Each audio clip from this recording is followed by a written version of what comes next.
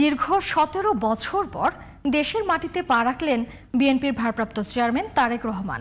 সিলেট ওসমানী আন্তর্জাতিক বিমানবন্দর হয়ে ঢাকার শাহজালাল আন্তর্জাতিক বিমানবন্দর, এরপর ৩০০ ফিটের অস্থায়ী মঞ্চে ঐতিহাসিক সমাবেশে ভাষণের পর বিএনপি চেয়ারপারসন বেগম খালেদা জিয়াকে দেখতে রাজধানীর এভারকেয়ার হাসপাতালে যাবেন। তারেক রহমানের প্রত্যাবর্তনের বিস্তারিত রফিক মাহমুদের রিপোর্টে।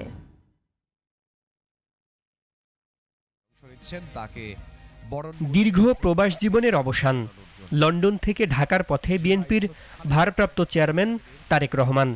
সিলেটে যাত্রাবিরতির পর তারেক রহমানকে বহনকারী উড়োজাহাজটি বেলা ১১টা ৪০ ঢাকার হজরত শাহজালাল আন্তর্জাতিক বিমানবন্দরে অবতরণ করে। সাথে ছিল তার প্রিয় বিড়াল জেবু। ইমিগ্রেশন ও আনুষ্ঠানিকতা শেষে পরিবারের সদস্য, আত্মীয় স্বজন এবং দলীয় নেতাকর্মীদের সাথে সাক্ষাৎ করেন তিনি। ধন্যবাদ জানাতে ফোন করেন প্রধান উপদেষ্টা ডক্টর মোহাম্মদ ইউনূসকে।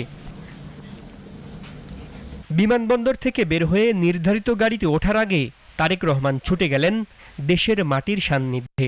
হাতে ছুঁয়ে খালি পায়ে হেঁটে যেন এতদিনের আকুলতা মেটালেন। এরপর তিনি রওনা হন রাজধানীর ৩০০ ফিটে আয়োজিত সমাবেশ স্থলের উদ্দেশ্যে। রাস্তার দুই পাশে তখন লাখো নেতাকর্মী হাত নেড়ে অভিবাদন জানান প্রিয় নেতাকে। তারেক রহমানও শুভেচ্ছার জবাব দেন হাত নেড়ে। বিমানবন্দর থেকে ৩০০ ফিট এটুকু পথ পেরোতে সময় লেগে যায় প্রায় ৪ ঘন্টা। ৩০০ ফিট এবং আশপাশের এলাকা তখন জনসমুদ্র।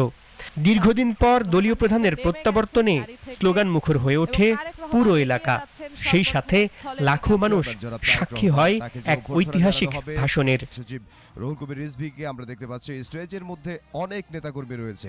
সমাবেশ শেষে এভারকেয়ার হাসপাতালে গিয়ে সাক্ষাৎ করেন তার মা, ৩ বারের সাবেক প্রধানমন্ত্রী ও বিএনপি চেয়ারপারসন বেগম খালেদা জিয়ার সঙ্গে। দীর্ঘদিন পর মা ছেলের এই সাক্ষাৎ ঘিরে তৈরি হয় আবেগঘন পরিবেশ। Rafiq Mahmud, GTV news, Dhaka.